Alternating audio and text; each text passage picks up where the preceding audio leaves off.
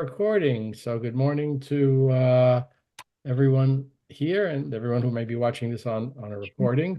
Oh, wow. We have been talking about the participation of Jews, not Jews, and non-Jews in synagogues, and we noted that in the conservative movement there were several opinions about whether or not they could open the Ark, and that also the United Synagogue has left it up to synagogues to whether or not non-Jews can be members, and if they are members, what that actually, I mean, it's one thing to say they're members, and they're on the rolls and they get bills, but what does that mean in terms of actual participation in the synagogue? Certainly in issues such as ritual matters, governance as well. So I thought I found this text just recently. There's a lot of material out there. This is from a website called 18 Doors, and it is a website, it says unlocking Jewish. I may not have gotten everything there.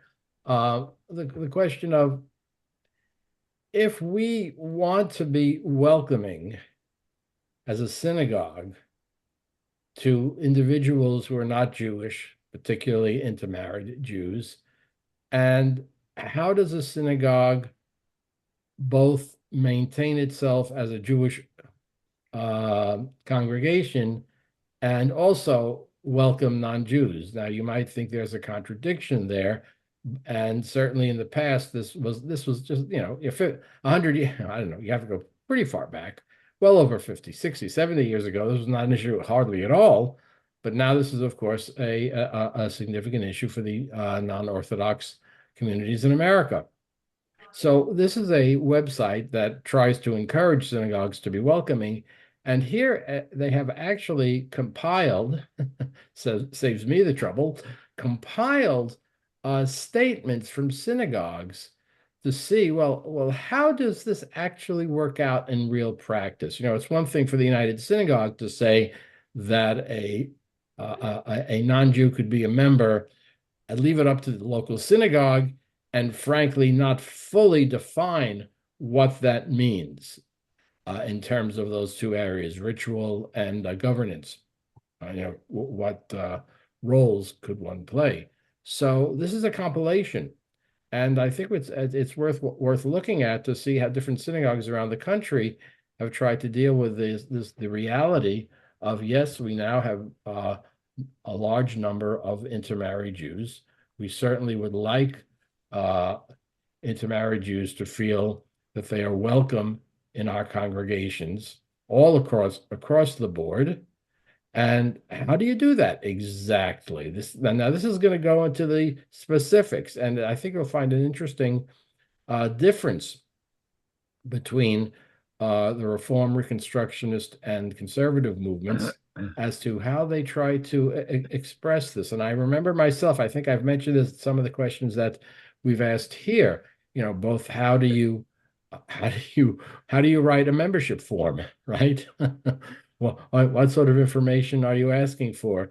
And I told you, I think that I got some really negative feedback once when we had a membership form that literally had a spot Jew, non-Jew, Jew by choice. They had to check one of the three. I thought that was innocuous, but I got some real pushback from that. So how does that define and how does that work out? Well, let's take a look at a bunch of examples and we can see how this all works out. Okay, any comments or questions before we begin?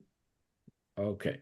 Yeah, Rini. I have a question. I thought we kind of didn't distinguish between Jews and Jews by choice once they have converted.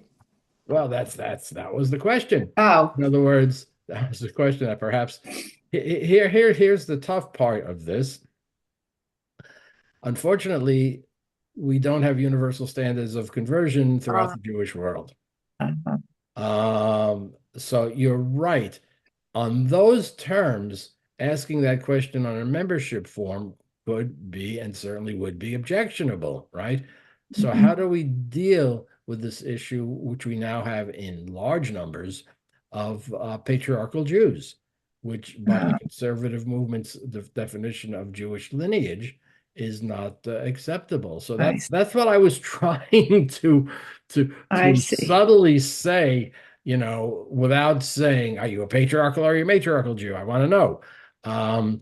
So yeah, that's a tricky issue. And I think I mentioned I see. about how I once did a wedding for a matriarchal Jew, and I remember sitting down and saying, you really got to go to the mikvah if you want me to officiate at your wedding. To which she said, okay, fine. I didn't know what she was going to say. She could have said, heck with you, I'll go someplace else. And she could very well have done that. So, yeah, so that you're right, Rini. There's the tricky issue. What do you do? Okay. Carol, you have a I have a question. There's been an assumption, I think, that we are talking only about a non-Jew who's in an intermarriage. What about a non-Jew who was divorced or who was never married to a Jew? Just someone who would like to become a member. Okay, in that case, that is more a more direct question because we can always say to a non-Jew, wonderful, you want to come to our synagogue, come to our services, participate. But if you want to fully be a member of our synagogue, you do have to convert, right? And that's, I think, a reasonable certain assumption. Remember, we What what is about the if this one person wants to be a member and come to see if he really wants to convert? fine? I would say, and I've had people like this. Come as often as you like, participate to the degree that you can as a non-Jew, attend services, go to meetings, come to classes, and when you decide whether or not you want to convert, let me know. Okay, thank And you. that does happen. That does happen. So we have to be, how open are we to that? And believe me, I members of some of the people who I've worked with who converted, and I worked with many, many more in Nashville than here in New Jersey. More than a few of them said things such as, I kind of felt growing up that the religion of my parents was not my religion, or I kind of felt growing up that there was something about Judaism which I saw in my friends that really resonated in me. So I'm looking at that, so that happens as well. That happens as well. Okay. Yeah. Diane, you have a comment? Yeah. Okay. So, yeah, it's a slippery slope in the sense of non-Jews being members, right? Are they members because their spouse is a Jew? Are they members like was just asked because they want to try Judaism out? Are they members because they're divorced from a Jew and their kids are being raised Jewish and they're not, and they feel an obligation to continue with the path that their children started? And then I have a question for you. When you said before, you said last week also, you encouraged people to go to the mikvah. You don't mean like instead of a formal conversion. You mean like the last step of a conversion. Could you Yeah. just Yeah. elaborate on that? Yeah, sure. As you point out, we've got lots and lots of complicated real life questions nowadays. You're absolutely correct.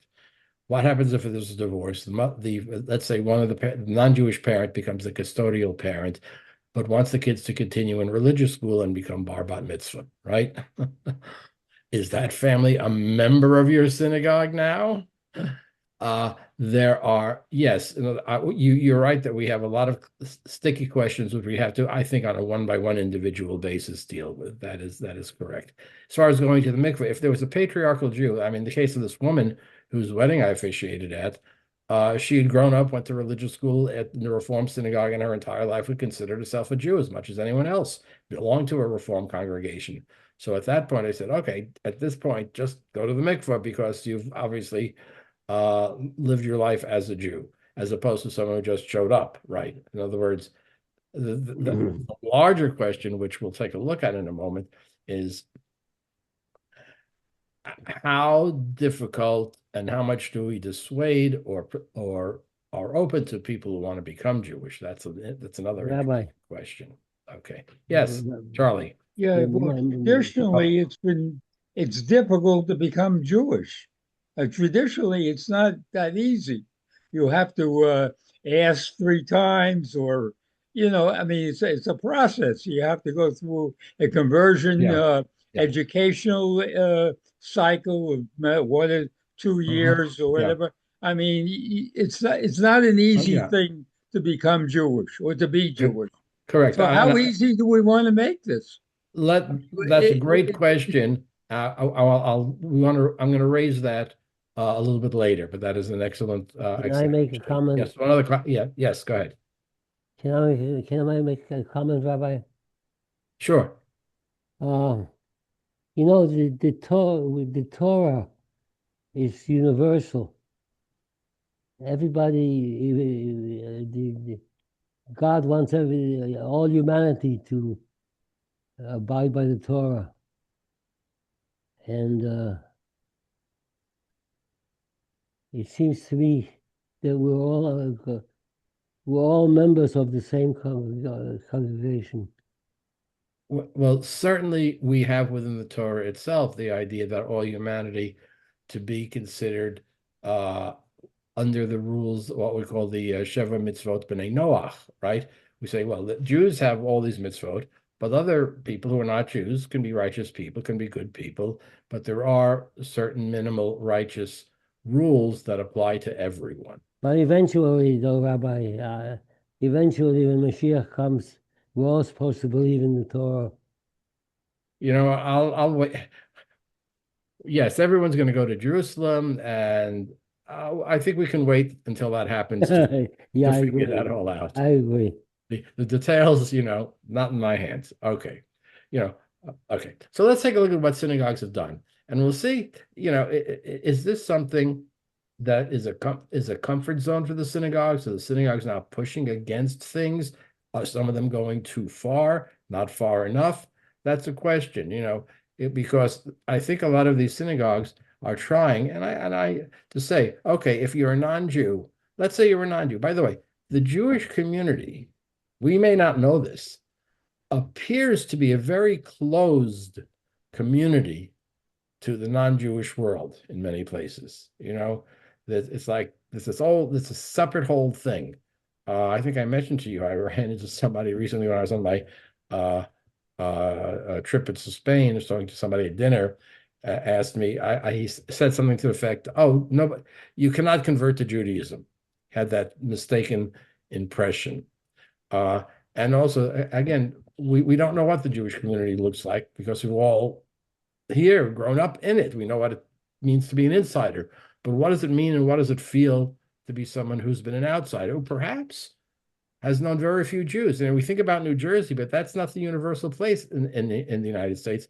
Many places, many people grow up having almost no, if sometimes none, no interaction with other Jews, right?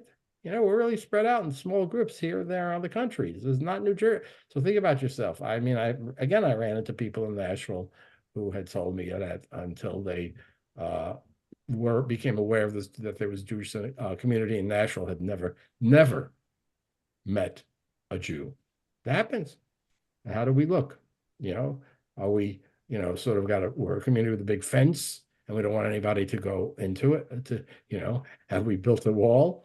So look at some of these statements, okay? So, and some recommendations. If the Jewish community wants to have a different relationship to the non-Jew, particularly they're talking about intermarriages, what does this organization recommend and how is this carried out? What are synagogues really doing on this issue? And she has a series of recommendations, and each of the recommendations will take a closer look at the conservative response and sort of a less in-depth look at some of the reform and reconstructions, because she makes a point, which is what is really fascinating about this, in looking at the actual documentation from all of these synagogues as to what do they say about non-Jews. So here, start the welcoming policy document with a statement of inclusion. So here's a Reform congregation, opens our doors and hearts to our non-Jewish men.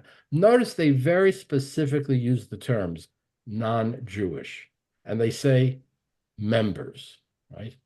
Our congregation warmly welcomes all families, including households where one partner is not Jewish. Very nice. And that's now the constructionist.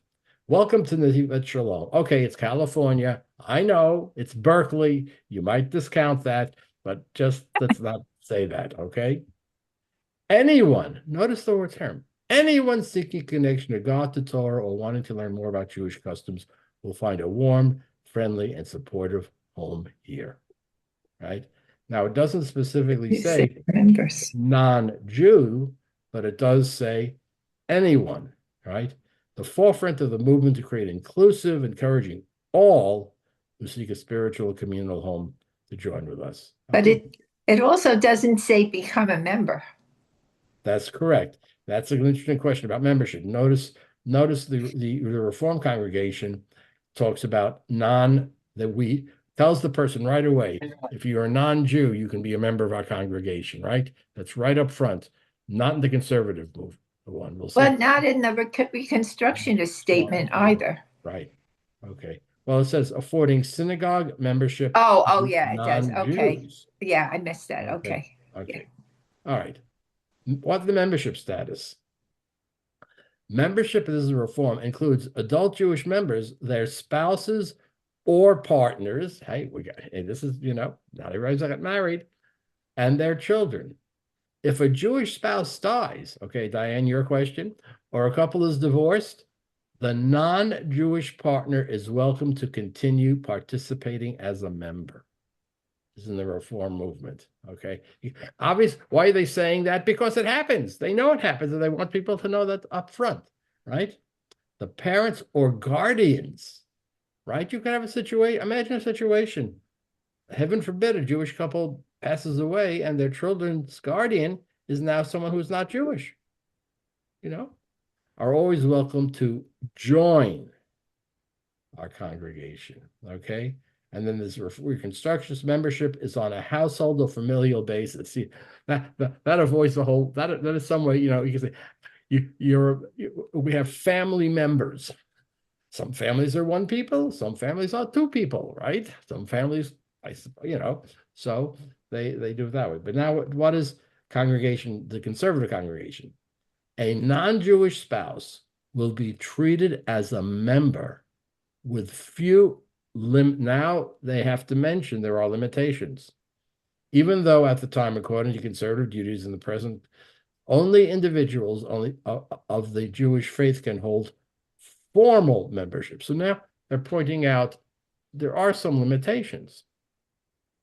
But all programs and services are open to the entire family, and mail is always addressed to both husband and wife. Think about that. There was a time where if there was a intermarried family, they joined as a single membership, and all mail was addressed to Mr. or Mrs. the person who was Jewish, right? That's a statement of welcoming when you do it to both. Okay. Now let's get tricky here. Partners who are not Jewish want to know if they can take leadership positions. If there are restrictions, they need to be explained in sensitive language, right? So, okay, so you make me a member. I want to be on the board. Can I be on a committee? Can I chair a committee, right? So if I'm non-Jewish, what can I do? And so that's what's interesting to see in the Reform congregation, right? All members are encouraged to participate in decision-making, eligible to serve as members of the board. Non-Jewish members are asked to abstain from voting on issues that deal specifically religious issues such as hiring a rabbi or the conduct of services. So there is a limitation there. Only Jewish members serve on the religion committee, ritual, or however you call it, or as president and vice president of the congregation. So they're very clear where the restrictions are, right? And in this Reconstructionist says there have been non-Jewish committee chairs, okay? And the conservative, we are happy to have non-Jewish spouses or partners actively participate committees, except those with ritual responsibility. Presently, this includes the Board of Trustees. They cannot be on the Board of Trustees and the Religious Services Committee. So that's very clear. Do you think these are reasonable restrictions? I do. Yeah, okay. I do. Okay. Interfaith families need an explicit invitation to attend worship services together. I have been asked by non-Jews the question, can a non-Jew attend your services? Can a non now, on the one hand, to me, it sounds, well, why? On the one hand, from my perspective, why we don't ask at the door who you are, right? But from some non-Jews perspective, there are restrictions. For example, the Mormon church has restrictions, and can they attend services? And I think these are all the same. Attendance, yes, of course, attendance at services open to everyone. And then look what the conservative synagogue also has. While only Jews may be called to the Torah or lead certain parts of the services, there remain many opportunities for non-Jewish family members to participate in meaningful ways. Following the Hebrew service can be challenging, so there are transliterations and explanations. Many visitors and new members feel out of place, fearing a mistake will be made. Follow the crowd. Stand when everybody stands. Sit when everybody sits. By the way, I should point out, even when they're all wrong, which occasionally happens in services, so that you are half beat off. So what if you're half beat off? Please feel free to ask someone. So that's a very welcoming statement, right? But the idea that a non-Jew might think that non-Jews are not welcome at our services does exist. People actually think that way. I've been asked that. Okay. Interfaith families want to know that the children will be welcomed, right? So the reform is going to talk about patriarchal and matriarchal, and that's fine. The Reconstructionist, anyone born to a Jewish parent, raised as a Jew. Okay, but here, what the conservative says. Jewish law says the membership in the Jewish people is matrilineal. That is passed through the mother. Therefore, if the mother is a Jew by birth or by conversion, the children are automatically Jewish. If the father is Jewish, but the mother is not, the child would need to go through a formal conversion process in order to become a bar or bat mitzvah. By the way, what it does not say, well, can that child start the religious school? Probably yes. Yeah, that would seem to be clear. And again, I can verify that this happens where I specifically say to a parent, the child has to become a Jew by bar or bat mitzvah. But if you want to start the child before there's a formal conversion in the religious school, I know I've certainly allowed for that. Seem like the right thing to do? Yes, it Okay. does. Okay. Well, Rabbi, why not? Yeah. Anyone can go to Hebrew school, to religious school. I mean, why they could be from any religion. Well, Why would we restrict any child that would want to be there? well, I think we would want to restrict it to both to Jews, obviously, and to people who are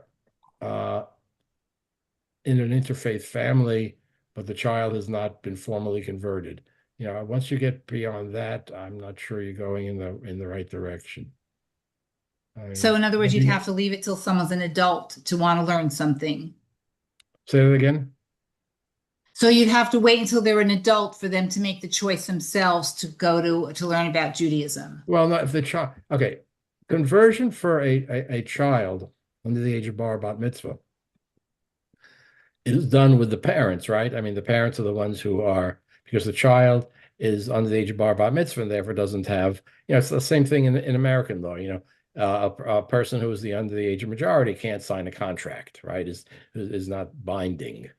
So if a child is converted, they go to say the child goes to the mikvah, right? The parents say, yes, well, I want our child to be Jewish, and they want to take the kid to the mikvah, so they go to the mikvah.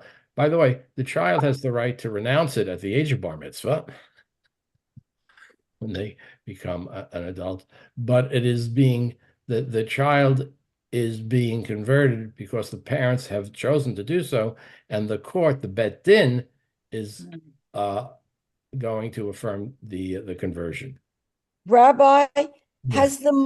has the conservative movement made a statement about some of these restrictions of a non-Jewish partner? Well, Or no, what's happening in our movement, and we'll see this in more detail in a moment, a little later, they said that they could be members. Remember, we saw that there was a vote some years ago, which was not very well known, they could be members, but they said, one, it's left up to the synagogue to decide whether their synagogue would do that. And they also left open a bit the exact nature. Certainly, I think it's universal in the conservative movement that a non-Jew could not have an aliyah, lead a prayer, and so on. There's not been a formal statement. Well, the only formal statement we've had, as you can see, as you've seen, is about the opening of the ark, right? Which is a mixed decision. As far as the other ones, it is universal in the movement and hasn't. This is a universal view of the movement that a person is a Jew through matriarchal descent. That we as a movement cannot accept as a Jew someone through patriarchal descent. Therefore, doesn't need even to be said formally that person could not have an aliyah. That person, could not lead a service. Whether that person could serve on a committee, right? That has not been made universal. You'll notice in this conservative synagogue in California talks about where was it? It was up there someplace. Right. Actively participate in all committees, says the synagogue, right? I mean, sitting on the social action committee and preparing a dinner for a homeless shelter, if there's a non-Jewish person whose spouse is Jewish and is a member of the committee, would be very welcome to do that, right? But here, this restriction is on the Board of Trustees and the Religious Services Committee. Again, has the United Synagogue formally said that? No, but I think the assumption is that would be what the synagogues would reserve only for Jews. Okay. And I think the movement was probably reluctant to start. It doesn't want to start getting into the question, this committee, not this committee, that committee, not this committee. It just is, they've left that up to the synagogues. Okay. All right, where were we? The children. Okay, we just talked about the children. So what about life cycle events? Okay, baby namings, bar mitzvah. Interfaith families want to know if there are restrictions to their ritual participations, for example, in a baby naming, right? Okay. Notice in the reform, there's a prayer in English. Both parents can recite. Okay. Either parent can say something. Notice, interestingly enough, in the Reconstructionist movement, in a brit milah, at a circumcision, they may go into detail.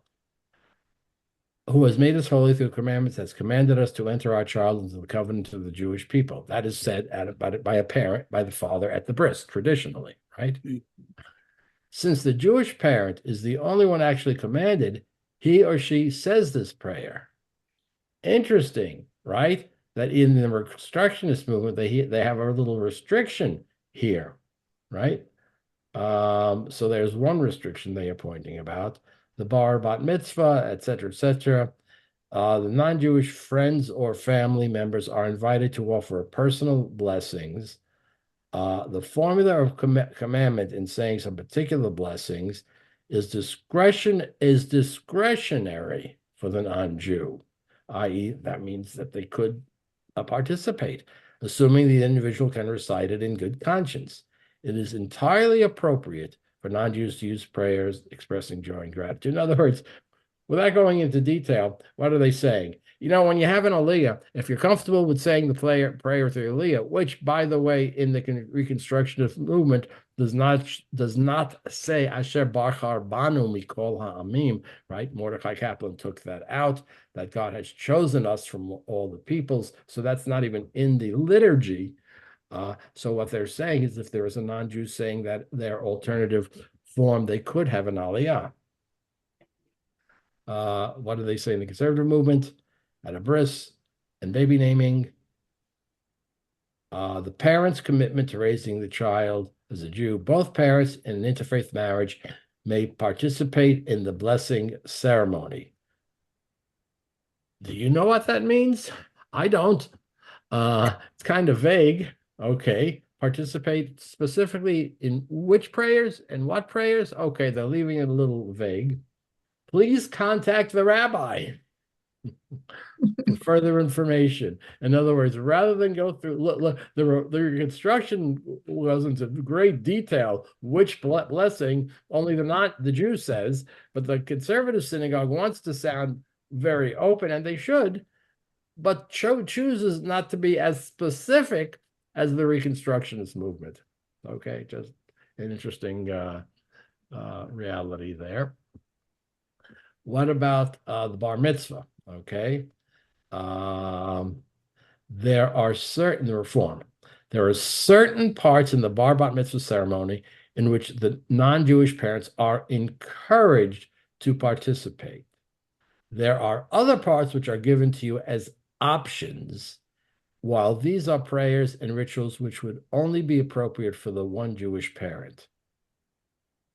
Could someone tell me what that means? In other words, you could, if you wanted to, even though this is traditionally only done by Jews, if you're a non-Jew and you want to, you can. I think is that what they're saying? I think they're trying to be as open as they can, right? There are other parts which are given to you as options, while there are those prayers and rituals which would only be appropriate. There's appropriate and required. There's appropriate and exclusive. So I think they're trying to be as open as they can, right? But it's a little vague there.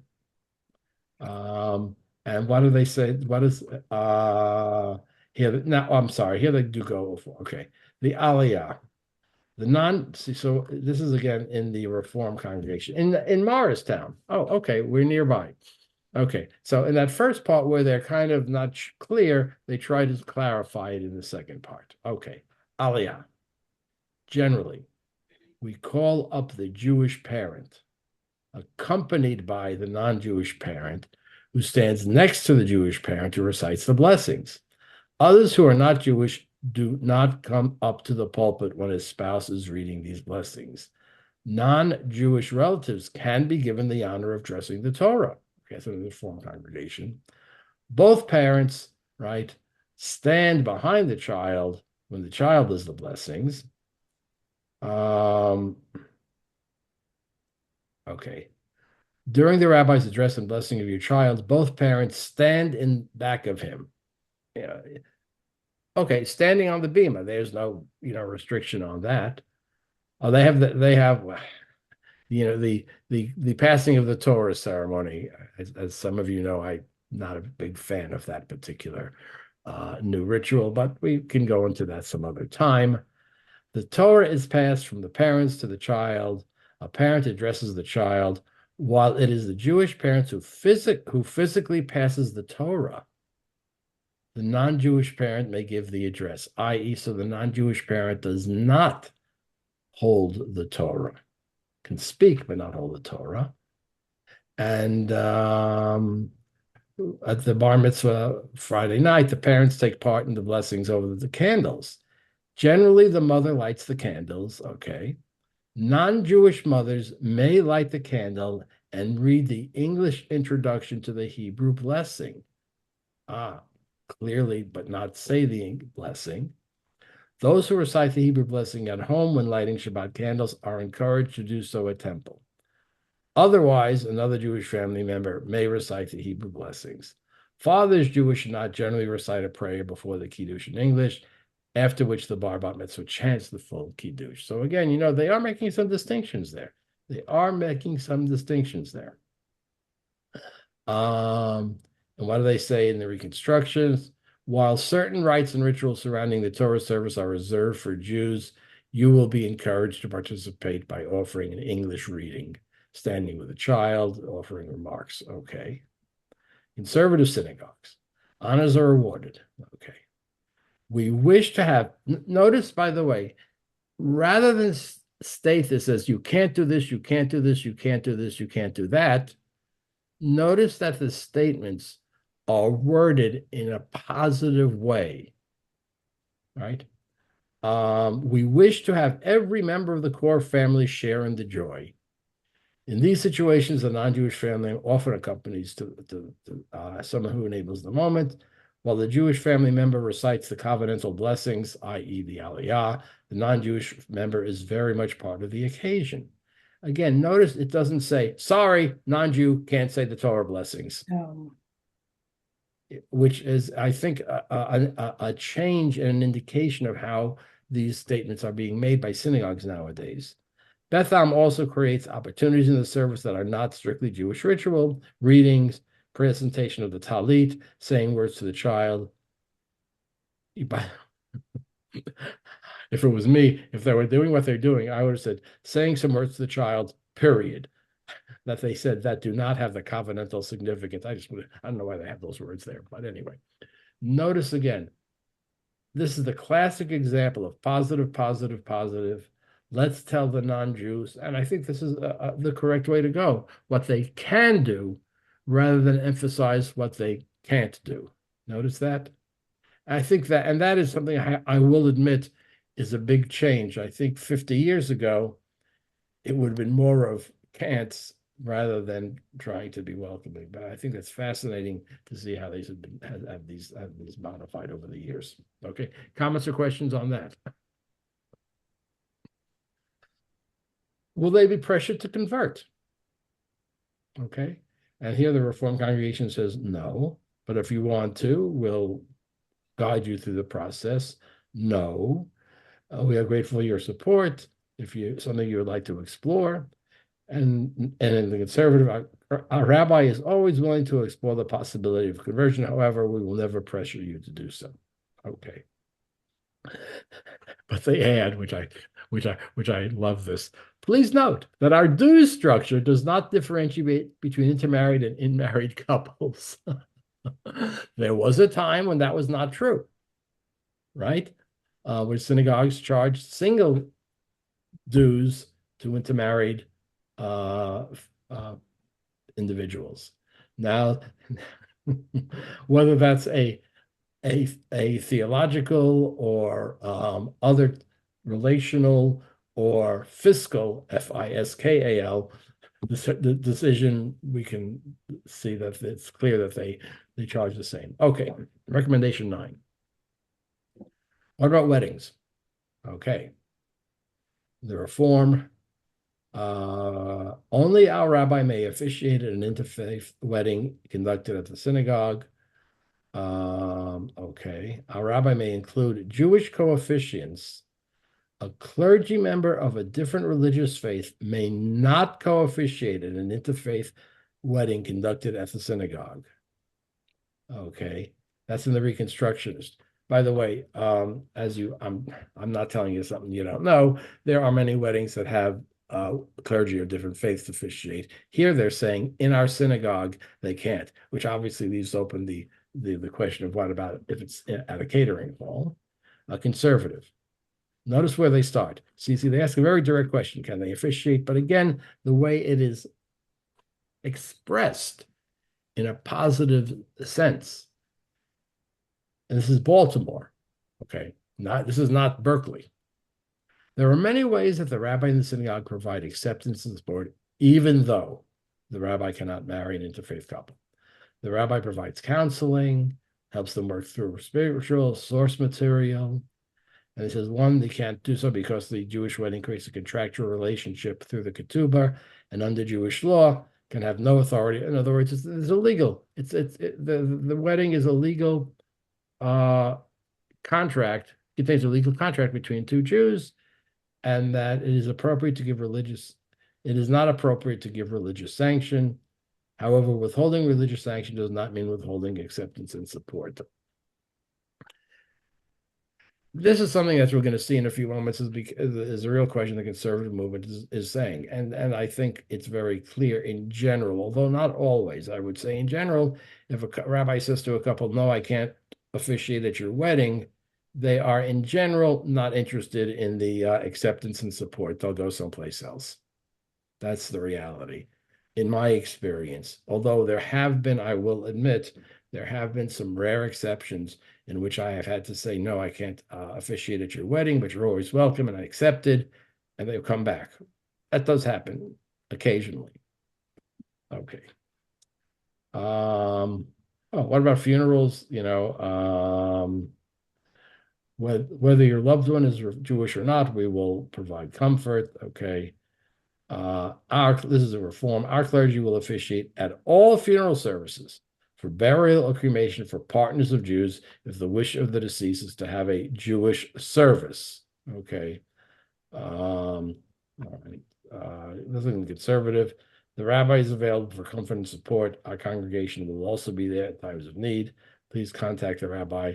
The question, what they're all saying is that no, the rabbi is not going to co-officiate at a non-Jewish funeral, but will officiate at a Jewish funeral and also provide support. Okay. What about, we already looked at this. Remember, we talked about burial at cemeteries.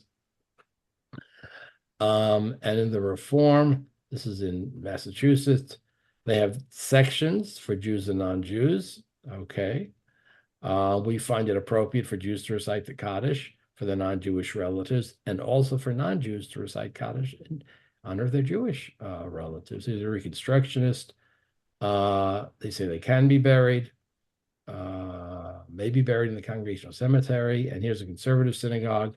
The cemetery is designated for members of the synagogue. This is Ohio. Ohio, okay. Northern Hills, that's not the outside of Columbus, is it? Probably There's Cincinnati Cincinnati. Okay. Hallowed grounds. So only Jews. There are cemeteries within there it is. Greater Cincinnati area. Sorry, I missed that. That permit burial of a Jew and a non-Jewish spouse. And so there are places where that can happen. Okay. Comments or questions so far? This is what synagogues are really doing. Well, you're doing good things, bad things. Did you like what you saw? Yeah, any comments or reactions to these? Rini? Well, first of all, if we're not welcoming in some way, we not only turn off the non-Jewish spouse, but we turn off the Jewish spouse. So if we want to keep Jewish people and Jewish parents raising Jewish children, there has to be some welcoming aspect to your shul. Otherwise, they're going to go somewhere else or maybe do nothing, and then you lose those people entirely. However, as a conservative Jew, I do agree that only Jews of matrilineal descent should have certain rights, let's say, in a synagogue, because it's a religious place. It's not like the library where anybody can take out a book. You're confirming a religious, not only point of view, but a religious commitment. So I don't see how you can have a non-Jew have an aliyah, because this is a commitment to the Torah, to the Jewish people, all that. So I agree with the welcoming aspect, but I also agree with the limitations.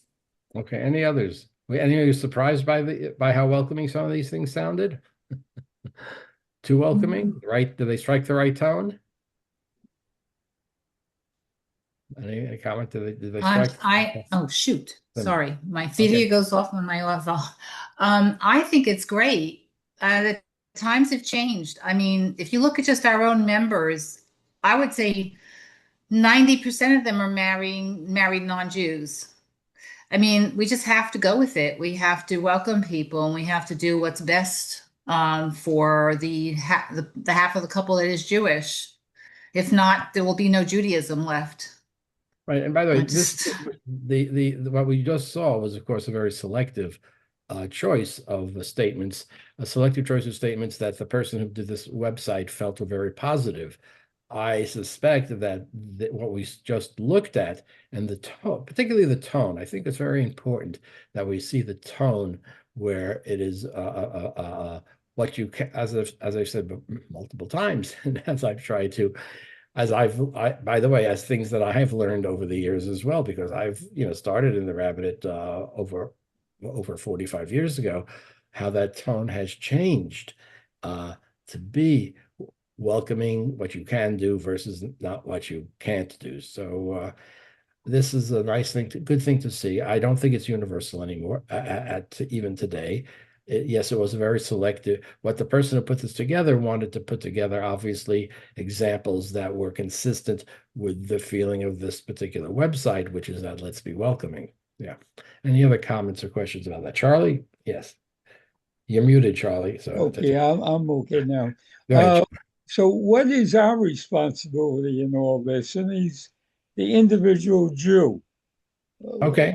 Years Good call. ago, we were very rigid in terms of bringing people into the faith. Now it's much looser, of course. It's a different world. But what is our responsibility in all this? Well, I would say very specifically, as a synagogue member, we are welcoming to anybody who walks in our doors. We I'm know talking about in our own family and our own house. our whole family. Well, that's In another. other words, what do we do when our son is going with a non-Jewish girl, or the daughter is going with a non-Jewish guy? Right. Are we encouraging? Are we discouraging? Are we neutral, or are we applauding? I mean, where are we in all this? Yeah. I mean, that Because we're putting the onus only on the synagogue. What is our responsibility individually to maintain? First, I would start with our responsibility as parents is to give our kids as good a Jewish education as we possibly can.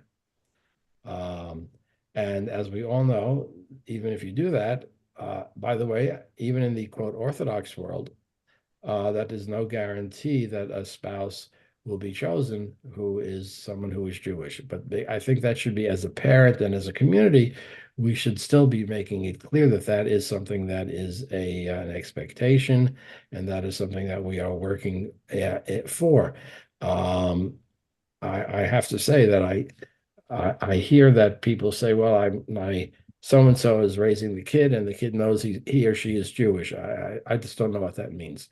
I think a strong Jewish education is something that we should be all, but we all should recognize that short of moving to Borough Park or B'nai Brak, your kid is going to be interacting with lots of non-Jews.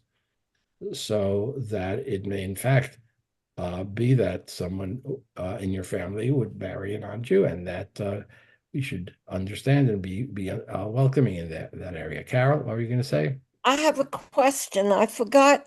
Does the movement accept patrilineal descent? At this Does point, that we do. No, absolutely not. This, as I will say this, child would have to be converted? that is correct. At this point, there are several. Let me answer that, and then I'll come back to the other question. A few minutes left. Yes. There are several standards. Remember, we've been talking about the Committee on Jewish Law and Standards a lot. We've seen a lot of their response. And for example, if you said to me, the conservative movement, can a non-Jew open the Ark? And the answer is yes and no, right? Because we recognize that that is an issue in which we have different opinions, and we read an opinion, we read opposite opinions, and we saw that even both opinions got enough votes to be valid within the movement, right? So, but there are standards. Now, one standard that all conservative rabbis have to apply is that, yes, we only accept matriarchal descent. Are there conservative rabbis who would like to see that changed? Yeah, there are some. Do the vast majority of us think it should not be changed? I would say that is also correct. Therefore, conservative rabbis cannot perform a wedding between someone who is a Jew and someone who is a non-Jew. And as we just saw in one of those articles, remember Rabbi Seymour Rosenblum, fairly distinguished rabbi from Philadelphia, performed an intermarriage and was told that he's no longer a member of the Rabbinical Assembly, because that is a standard that has to be maintained. We also maintain the standard that people who've been married civilly need to have a Jewish divorce, in order to get married again. So there are three standards. By the way, the standard there used to be that not only could we not Well, I'll take a look at it in specifics. Not only could we not officiate it at intermarriages, the standard also used to say conservative rabbis could not even attend an intermarriage. That wasn't Now enforced. they can. That was not enforced. And it was common knowledge within the RA that they're not going around enforcing it, and they officially changed that a few years ago. Okay, Wow. to be just present at an intermarriage. Again, I think that's an indication of societal change. We've wanted to be so accepted in society, so we've succeeded. Jews are accepted in society, but there's a negative part to that as well. Yeah, Sima. Couple of things. I remember growing up that you were not supposed to invite non-Jews to a Seder. Was that a thing? Nah, yeah, I mean, Wasn't that like way back, like 50 years ago, something like that? Or even longer than that. right. There are some sources that could be possibly interpreted in that direction. No, in the conservative movement, nobody followed. Nobody's going that way. Well, today not. And again, with all I've had significant over the years. I first of all would almost always invite people who are in the process of conversion to a Seder. oh, And yes. again, in Nashville, not in New Jersey, but in Nashville, every year that meant a couple of people, or sometimes my son or daughter's friends or other people we knew in the community Right. have attended many of my Seders. Okay. So Right. And now we have so many mixed relationships that it's not possible not to invite a non-Jew anymore. So whether they're married or not married, so yeah, you'd rather have them come than not come. significant other. Well, notice in one of those statements talked about spouse or partner, right? So again, we are trying to be open to a reality that has changed significantly. We didn't talk too much about that in the past. So yeah, so go back to Charlie's question. This is, this is a really an interesting question. In the Reform movement, as we probably know, there are more intermarriages than in the conservative movement. And in talking to colleagues, it is not unusual for a Reform rabbi to have an interview, and they ask the Reform rabbi in an interview, will you officiate at intermarriages? And if the answer is no, in many, many cases, the interview is over. Okay, because the congregants want that. There are still Reform rabbis who will not, but that number is diminishing. That question is being raised, and we'll go into it a little bit more detail in future classes within our movement. And our answer is no, we do not. But notice how in those statements, there was an attempt to say, oh, but we still want to welcome you and support you. Whether that is effective, in other words, this is a very critical question, which, as you will see, right now is being discussed in many ways within our movement, because as my experience, which is probably the experience of most of our colleagues, is once you say you will not officiate, the vast majority of families say, oh, good, just support us. No, they say, fine, we'll find somebody else. Goodbye. So that is happening. Also in our movement, as a conservative rabbi, you could find conservative rabbis 50 and 60 or 70 years ago who could give sermons opposing intermarriages. You can't do that anymore. To be direct, you can't do that anymore. It is too much of a reality. And it is something that it's not and the conservative movement has said, by discouraging or isolating people who intermarry, that doesn't seem to work too well in terms of trying to encourage Jews to marry other Jews. We want to encourage Jews to marry other Jews. The ways we feel that we should do it today is more by emphasizing, again, deep, significant Jewish experiences for younger people. But it doesn't always work. We live in, as one of my colleagues used to say, assuming, again, you're not living in B'nai Brak or Borough Park, which even there, it's not 100%, by the way. Um, you shouldn't blame yourself for every negative thing the child does, in your opinion, nor, by the way, should you take credit for every positive thing that you feel that you've Aw, given to your child. There they go, just like I taught them, right? that's no fun. Well, it has to work both ways, doesn't it, Sima? No. No?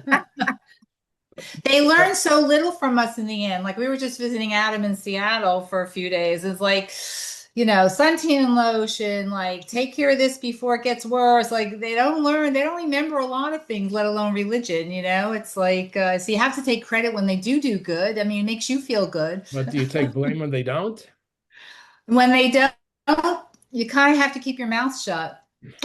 It's pretty much how it works. But just we live in a very open, autonomous society, very different from the past. So, as I've said, this question of discouragement and shaming people who intermarry doesn't work.